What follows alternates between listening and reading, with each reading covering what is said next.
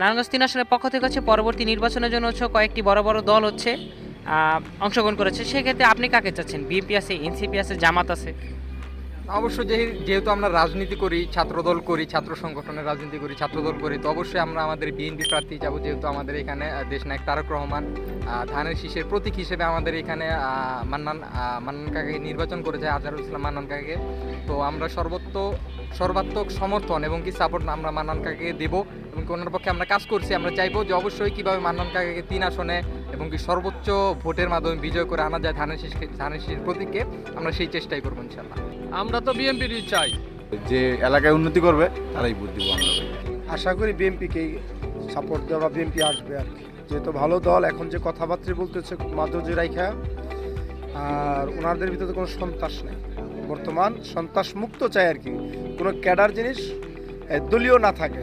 আজকে বিএনপি থেকে যারা নির্বাচন প্রার্থী হবেন বা যারা এই দেশ গড়ার দায়িত্ব নেবেন, তারা যিনি সন্ত্রাস না থাকে, সন্ত্রাস ছাড়া দেশ গড়ার অঙ্গীকার নিয়ে তারা দেশ গড়বে, যেমন এলাকার মানুষ মিলেমিশে ধর্ম বর্ণ নির্বিশেষে সকলেই সুন্দর মতো চলতে পারে। ব্যক্তিগতভাবে এখন তো বিএনপি চাবো। আমাদের বিএনপি ভালো, কিসের 16-17 বছর তো আওয়ামী লীগ দল করে গেছে, স্বৈরাচারী সরকার। আমাদের বিএনপি ভালো।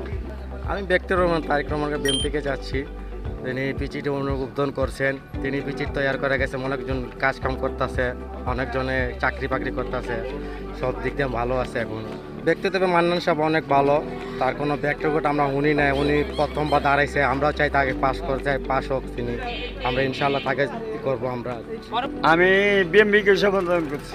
বিএমপি কি কিছু কিছু কার্যক্রম খুব ভালো লাগছে আমার থেকে, ঠিক আছে।